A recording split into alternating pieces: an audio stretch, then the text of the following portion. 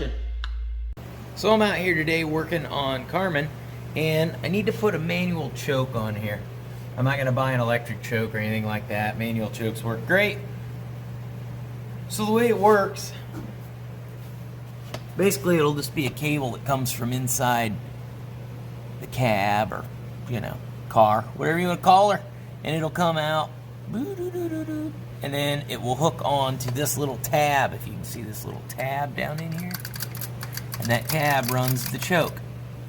So when you get these universal manual choke systems, if you've never used one before, obviously they come with Chinese instructions and a pile of universal parts. So this is the mount for the bottom of the dash. I haven't even looked in the car to see where I'm going to mount that yet. And then it comes with a couple of these different plastic housings. So here's a smaller one, here's the bigger one, and this one is the one that fits this Rochester. Now it has a little arm with a little slot in it, and that'll grab onto that little pin and rotate that. So I've already got that set in there. They have a couple of little slots that you can adjust the location of this arm depending on what carburetor you have to make sure that it reaches. Mine needs to be all the way out on the very furthest out setting. So when you stick this on here, this little arm lines up with the shaft in your carburetor, choke, and that's what runs your choke. Now in a quadrajet carburetor, you have to fully depress the throttle in order to activate your choke.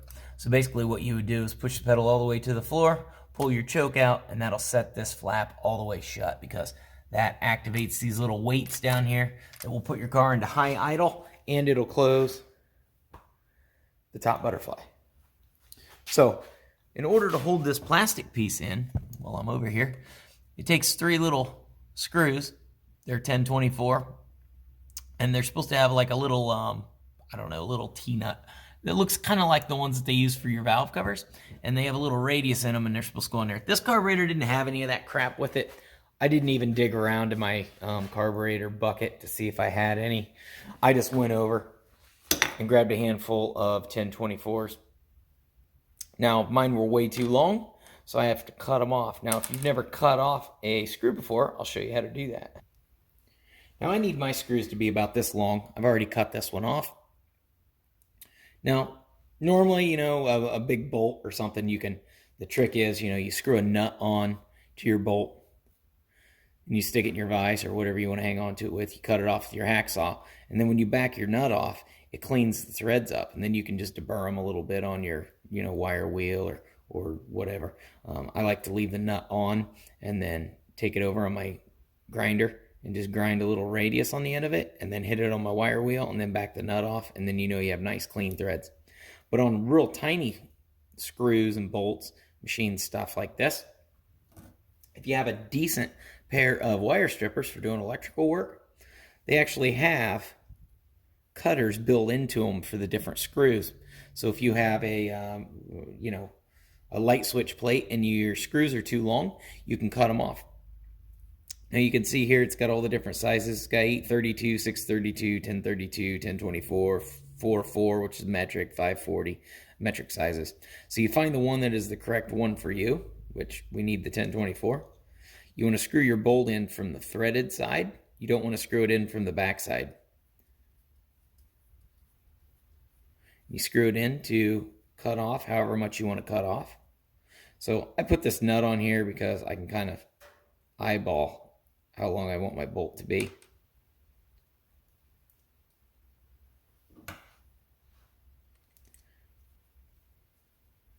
Screw that into about where you want it.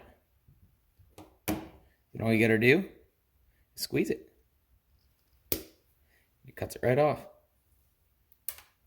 Now that's cut off of there, and because we threaded it in from the front side, it's going to do exactly like I said you'd normally do with a bigger bolt. And when we back this out with our screwdriver, the threads in the tool are just going to clean the burr up on the end of that screw from cutting that off. And then the end of your screw is cut off. Take this nut off.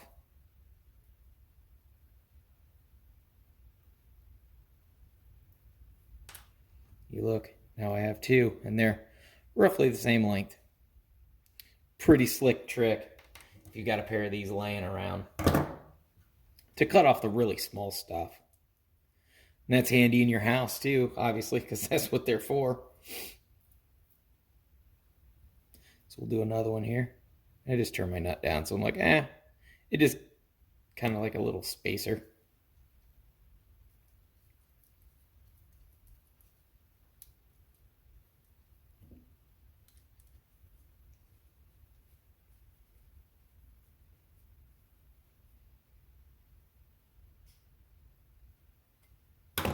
Got it about where I want it. That looks about right.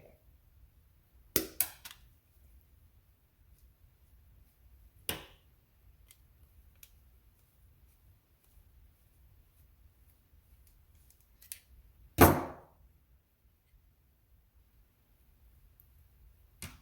we go.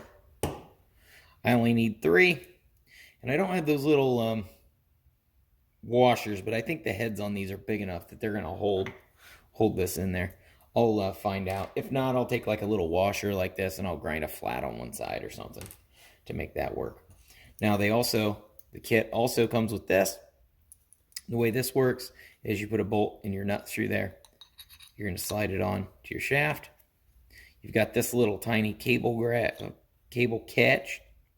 It's just threaded and it has a little hole through the center of it.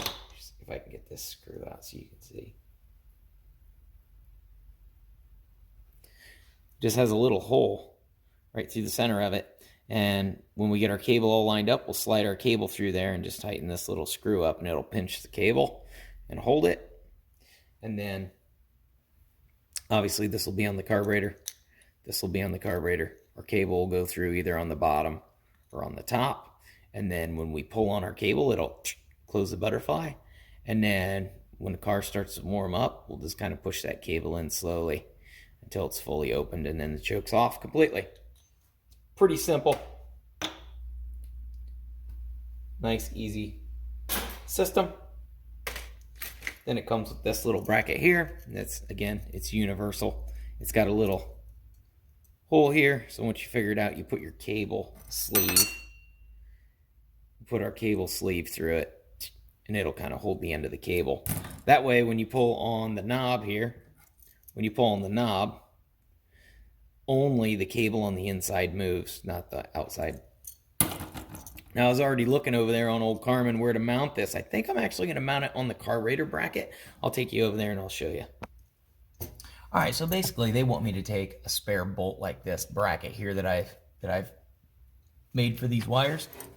And they want me to use one back here, but there isn't one to run my cable up to here. I've seen guys take the intake bolt out. Those are torqued down. I don't want to get a intake leak or anything crazy like that. So I think what I'm going to do is I'm going to cut the end of this off. I'm probably going to drill one of these here holes a little bit bigger, and then I'm going to pull this carburetor bolt and I'm going to mount it right here to this carburetor bolt. It should stick out far enough that I can run this through one of these outside holes and my cable will come right up like this, and it should operate just like I would like it to. So that's my game plan as of right now. I'm going to get this stuff all hooked onto here first, get those screws in there and get that set up, and then I'll figure out where I'm going to route my cable, whether I need to drill a hole in the firewall somewhere, and we'll go from there. These are just aluminum housings. You don't want to force these screws in. Yeah, you find a lot of these carburetors used and the tabs are all busted off. It's because guys over tighten the screw. It's like, I'll just crank it on there. It's like, yeah, that's the last thing you want to do. Get a shorter screw. Alright, so I got these screws shortened up. I already got the first one in the bottom. I wanted to just bring it over and make sure it was short enough.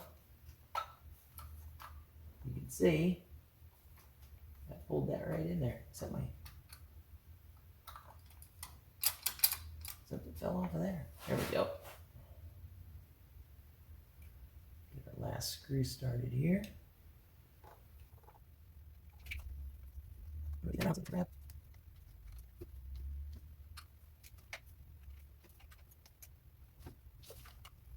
we go. Looks like that tab there might have a little bit of a crack starting in it.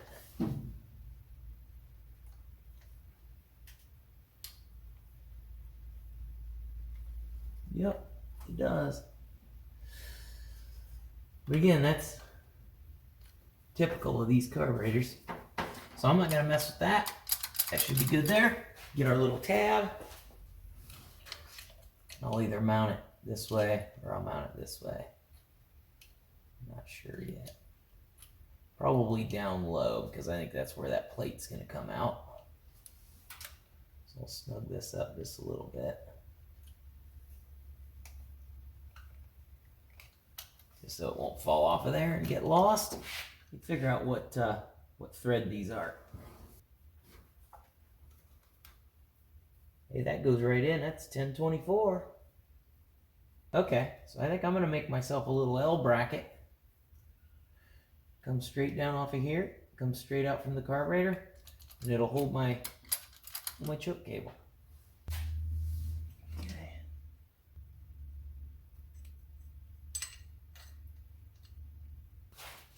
Okay. Doesn't look too bad. Like I said, that's going to need turned around.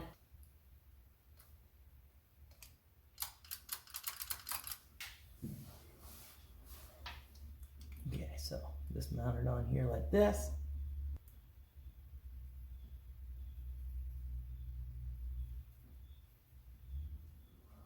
Okay, so I just went over to the vise there, and instead of drilling those holes out bigger, I just put a couple self-tappers in there to make my new holes. Those ought to work just fine.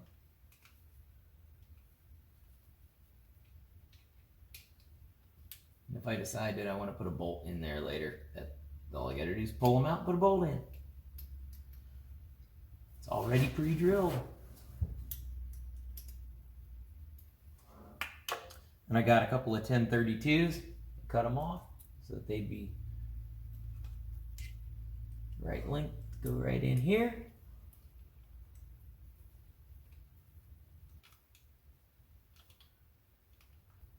Oh yeah. Perfect.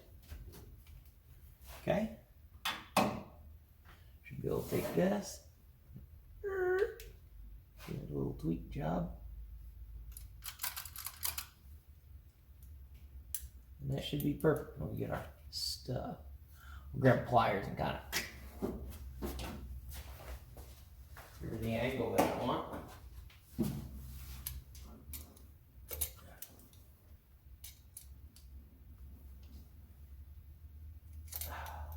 Perfect. We'll just cut this little end piece off of here.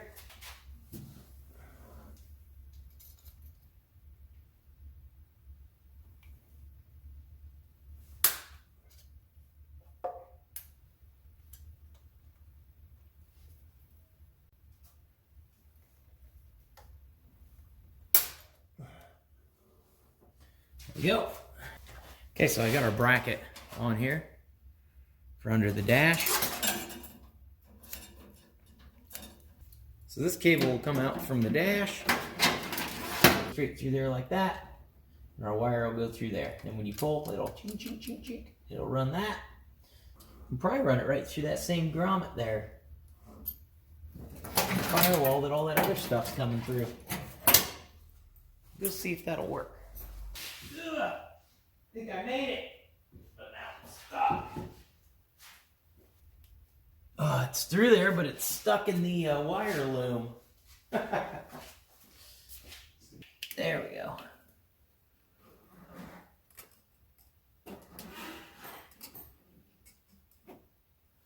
Didn't want to lose it back down in the dash. I have to do that a second freaking time. Should be able to tighten this up right here.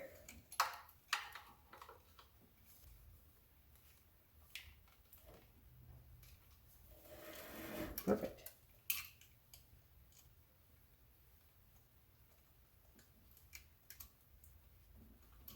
And this, loosen this up a little bit.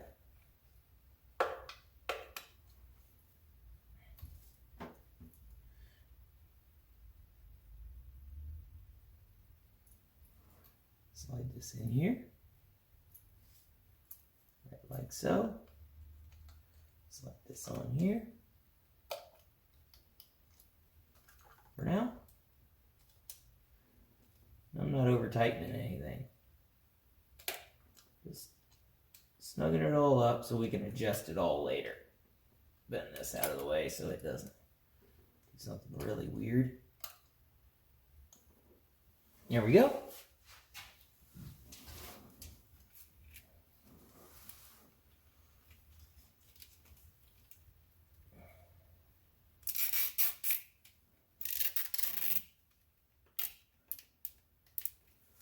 There we go. That'll get us by for now. Now we can just go inside the car and figure out where to put this thing under the dash. All right, so we're in the car. And I'm thinking I'm going to mount this baby like just right here. Done. And then I know we got a lot of extra cable there. I'll pull it out up underneath the hood there. And we'll just cut her off a little shorter so it's the length that we want it to be, and we won't have a bunch of kinks and other crap going on there. Yeah, I think that's the perfect spot right there. So I'm going to go grab some self-tappers because that's the quickest, easiest, and not right way to do it. And I'm going to, you know, slam them babies right in there. Man, I just love crawling up underneath here. It's so much fun. Ugh. Hey, new mouse crap. I guess they're still living in here. Even though I tried to evict them. Thinking right there. Looks pretty. Well, I stripped that one out.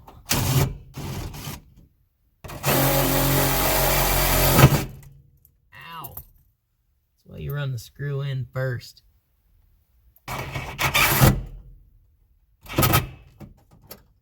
Oh yeah. We can give her a little twist so she's pointed at the captain.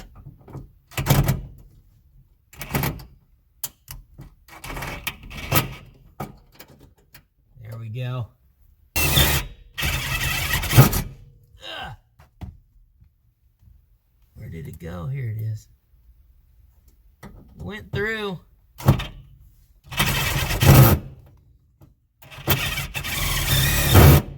Just not happy about it.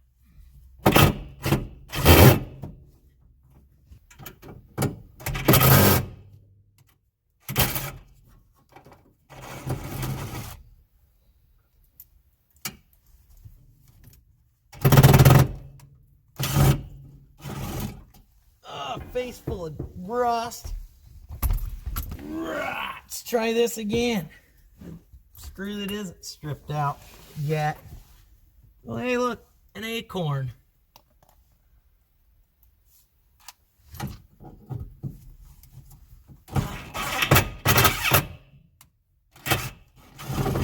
There we go.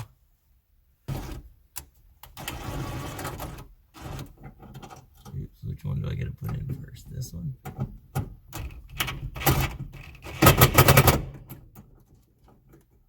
Oh, come on.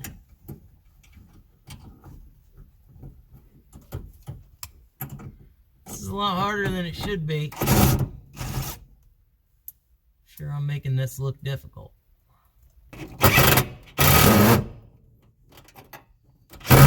You already went in there once. Jeez. Louise.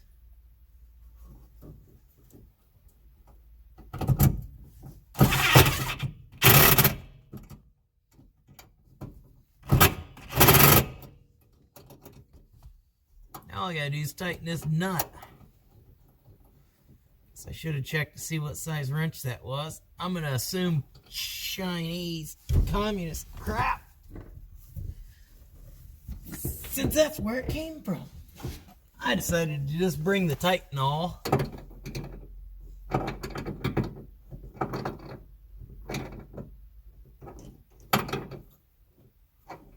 And it's spinning on the front side.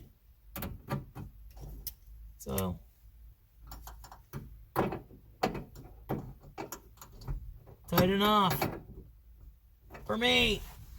Well, that was an adventure. I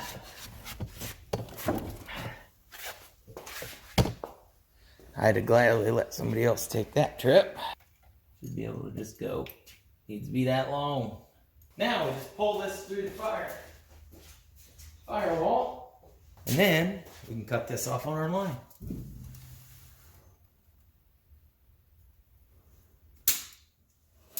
So what I've done here is I've just put a little bit of grease on my finger, and I'm just going to lay this wire right on top of it and just slide it right back into the sheath, and then it'll take a little bit of grease with it.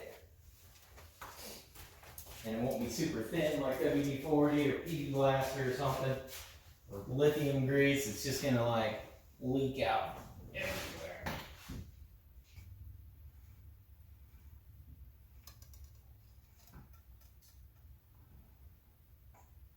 Perfect. Now I can just set this back in here.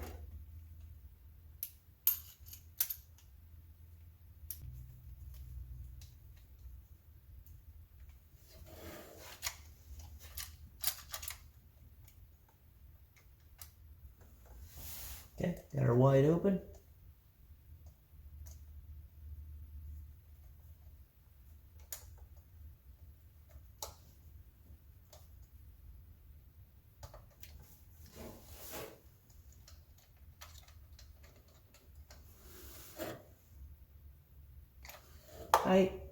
Tight. Just gonna bend that up just a smidge, snip it off right there. Well, that's gone. Yep, it's on the floor now. I just bent that back, so we still have a little bit of adjustment if we need to do any adjusting from there. And she's shut, and then when I want it open, push her open. Manual choke is complete. So knock that off our list. On to the next thing. All right, guys, so Vinny and I actually started working on putting a mini spool in Carmen here. And we quickly found out that I had the wrong mini spool, the wrong rear end gasket. Kind of ran into a lot of drama real quick. So, sent all that crap back, got the right stuff, and should be able to continue on with the process. So, I'm going to start busting these tires off, keep on trucking.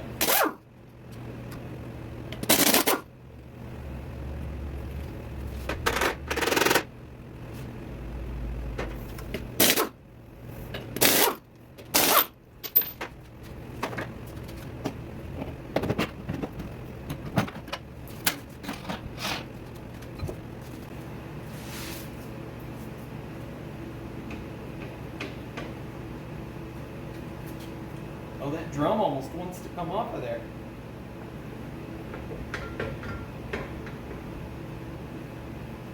Brakes really don't look too terrible. Axle bearings, you can tell, are leaking a little bit. What was that? That's gear lube, not brake fluid.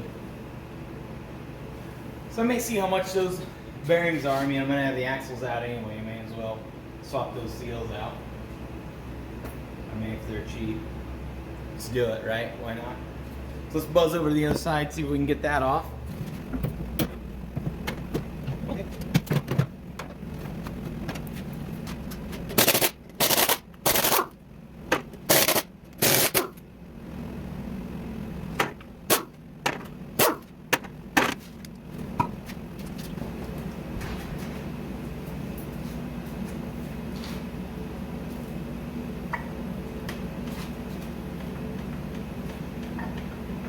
Come on, baby. Oh, are we gonna do it?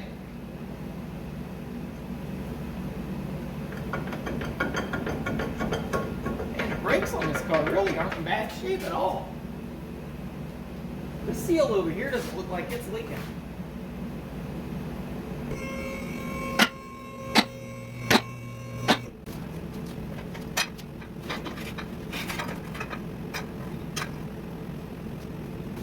Safety first, guys. If you're going to be underneath a lift, 2-post lift.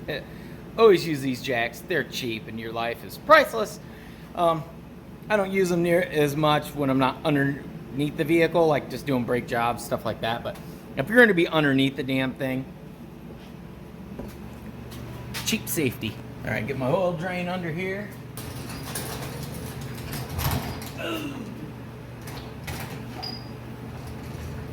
Crash landing.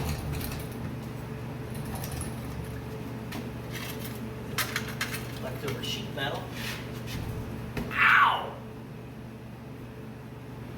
Yeah, that's there. You only do that every time you're under a lift.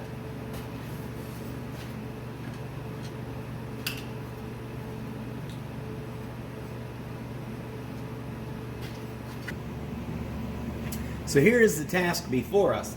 This is a 9.375 GM rear end. They don't make any aftermarket parts for these. So the only way I can make this thing Posi, I got two options. I can find a Posi track carrier for it. To get one for this weird rear end, it's probably gonna be like $800 if I could find somebody with one. I'm just gonna do the old race car trick, and I am going to weld the spider gears shut. These are the planetary gears. The satellite gears on the outside, I pulled them out because I was going to pull the planetary gears out, put a mini spool in there, but obviously I can't get one. So in order to put these in, you have to put them in exactly opposite each other. Got some gloves on because it's going to be filthy, and I'm probably going to get mad about 50 times, but basically I need to stick one gear in down this way and slide it up, put the other gear in this way, put it that way, and then I need to rotate it around far enough that the bottom gear won't fall out, or rotate it this way far enough that the top gear won't fall out. Let's get these gears lined up. Right like that.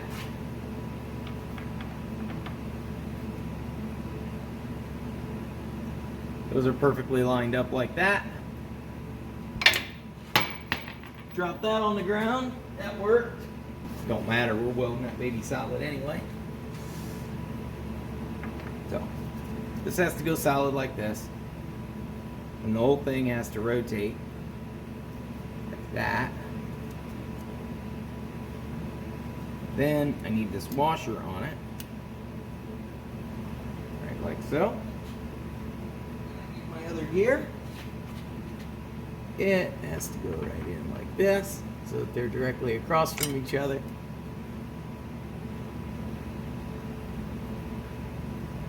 And these babies have to rotate in like this.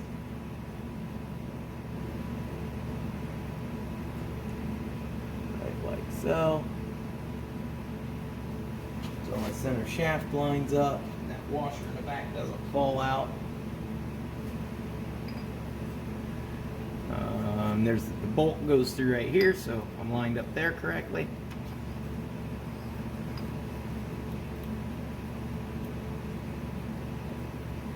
Come on, baby, first try. I'm hitting the washer.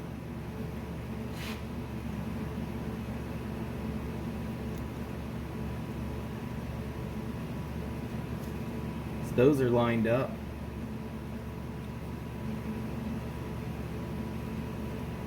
We are right there, guys. There it is. So let me go grab my bolt and we will spin this. Well, actually I can spin it around now.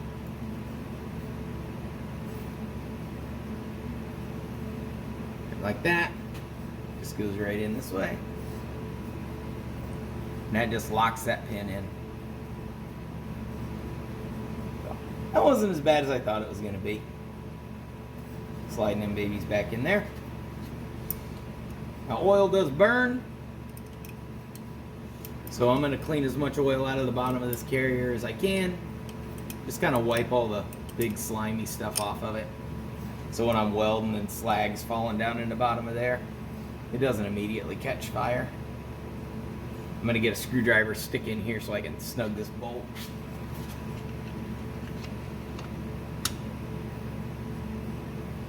There we go. That's tight.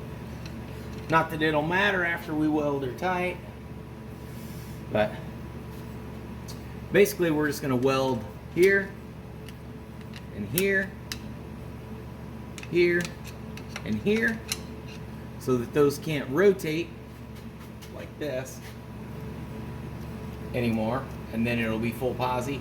And then we'll flip it around. We'll just spin the carrier around to the other side like this, and we'll weld these babies full, weld that full, weld this full, weld that full, and then that'll be full posi. And then we can weld it right here, we can weld it right here, depending on how aggressive you want to get. You can weld them around here. So I'm going to clean this oil out of here best I can. The brakes look terrible, like I would expect. Those bleeders are probably never going to come loose. So I think I'm just going to disconnect all the brake stuff and just throw it all in a box. And then rear brake delete complete to get all the goo out. But there really isn't that much in there. We'll let that drain down a little bit. That stuff will continue to seep to the bottom. While that does that, I'm going to come over here, work on these brakes. These brakes actually are not in bad shape at all. Now, if you've never done drum brakes before, it's really not that complicated. I always just do one side at a time, take a picture of the other side, and keep it in my phone. And the side you're working on is always the opposite, direct opposite of the side that you're not working on. So it makes it pretty easy that way.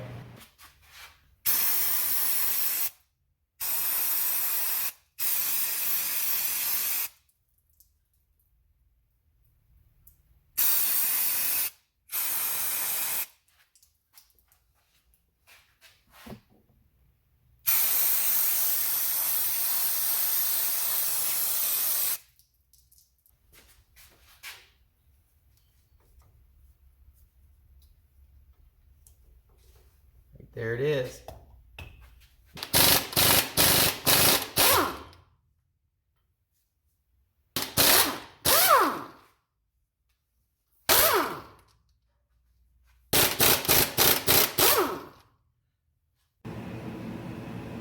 So I consulted the book, got to use the old puller here, which I kind of assumed. So let's see if this will come right out, or if it's going to fight me. Look at that. They pulled the bearing and the seal and everything out with it too.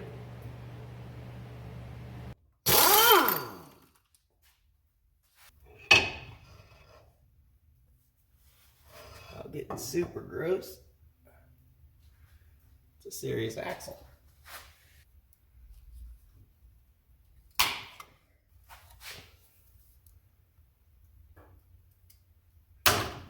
Yep, took care of that. The more I work on this, the less guilty I feel about having to weld this rear diff together.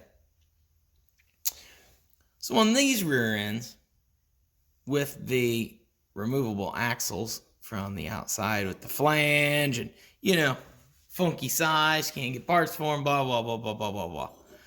This bearing has to be pressed on and off of the axle. You can't pull it out of the rear end housing like a normal one. And this little clip here, I don't know if you can see this. Yeah, there you go.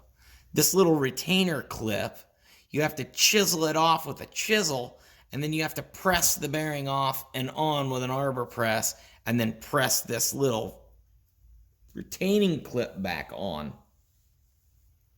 I don't have an arbor press. I was just going to change this bearing because I thought, hey, that'll be pretty easy. Pull 4 bolts, pop this baby off, pop the seal out like a normal rear end, pop the new bearing and seal in, good to go. But I think I'm just going to let this damn thing lake, and I'm going to feel a lot better about destroying this thing.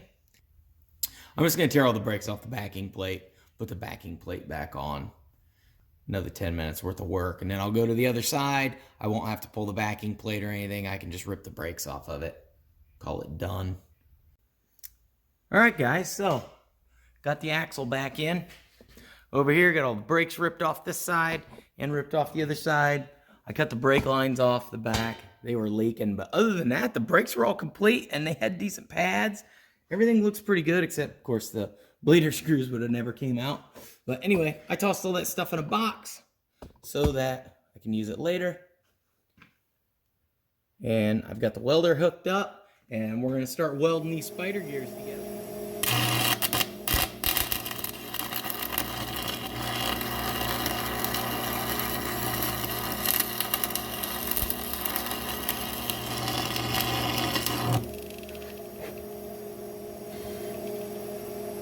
Need more heat in the kitchen.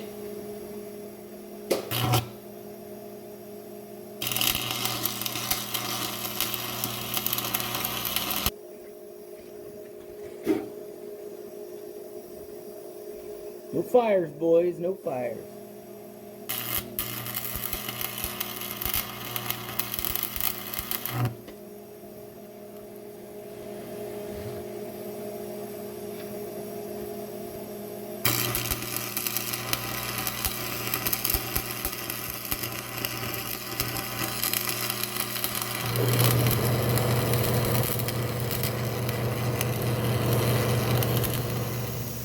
Alright guys, so I got half of it done. Now I just got to flip it around and do the other half. I've been letting it kind of cool off, and I've been knocking a bunch of slag out of there.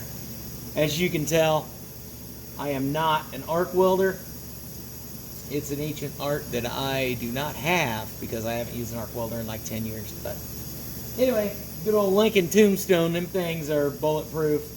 I think honestly, the coolest thing those things have ever done is just weld rear diffs together for like the last 50 years on cars that should have came with Posi track rear ends in every single one of them.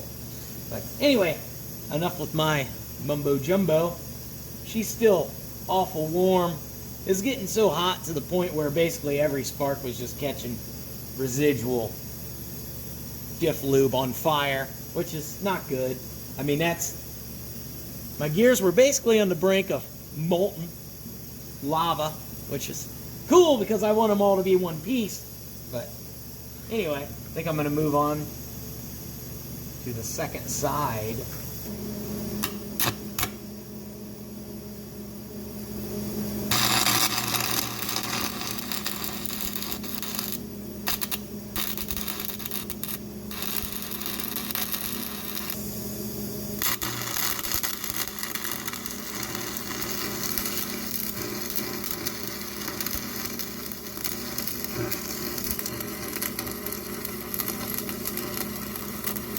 So I'm going to let this cool down. I'm going to clean some more of this slag out of here as much as I can and come up with a plan to rinse this out.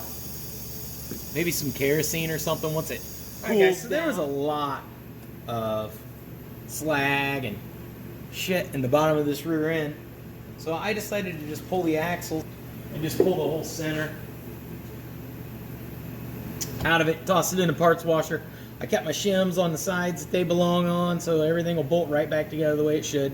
This is just a little mineral spirits out of my parts washer. I'm just going to use that to wash everything down real good with my brush. And then we'll wipe it all out. And this thing will basically be a brand new rear end. And then I know that I've done everything I can to keep this thing from epic failing. You could use kerosene or something else. Parts washer's over there, so I can just dump whatever's left over back in the parts washer.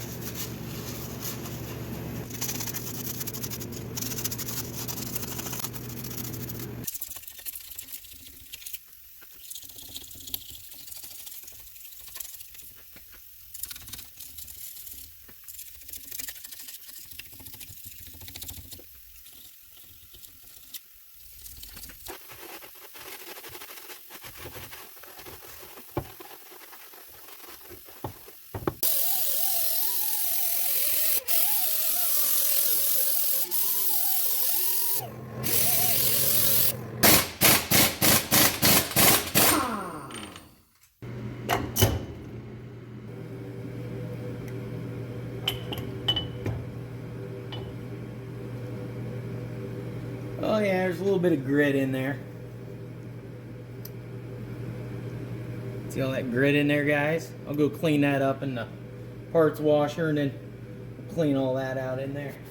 So for anybody out there who doesn't know how this rear diff works, when your ring gear spins this direction, it picks up oil out of the bottom of the pig, and it throws it up, and it runs right along here, and it slides right down in this little slot, and that's what puts oil to all the bearings in the front of here. And then it runs back out this little hole here that's full of sludge. It runs back out this slot here. Look at all that sludge in there. It runs back out of here, and then back into the bottom of the pan. Nobody ever checks their freaking rear end oil, and it's supposed to be full up to here. So I got our bearing out of there, the front bearing. So that'll go in the parts washer, clean that up.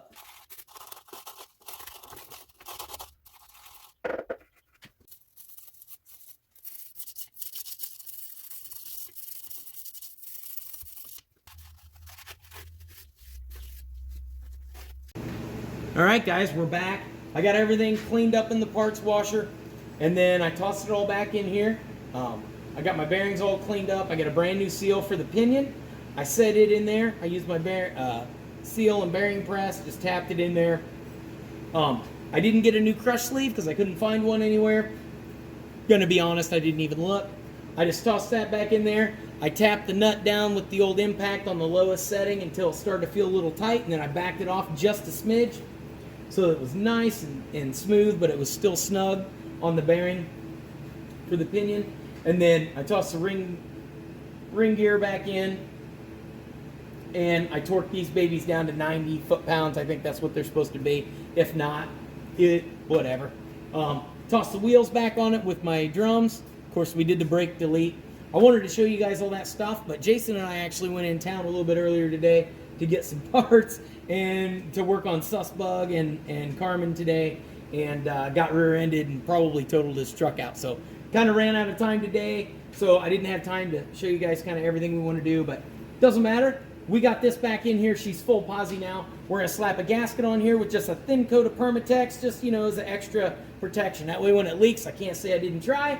And then we're going to dump some oil in this. We're going to get Susbug out, or get Carmen off the lift so we can get Susbug in here and get thrashing on that. Lots of shit getting done, so see you guys in the next video. Till then, keep on wrenching. Peace.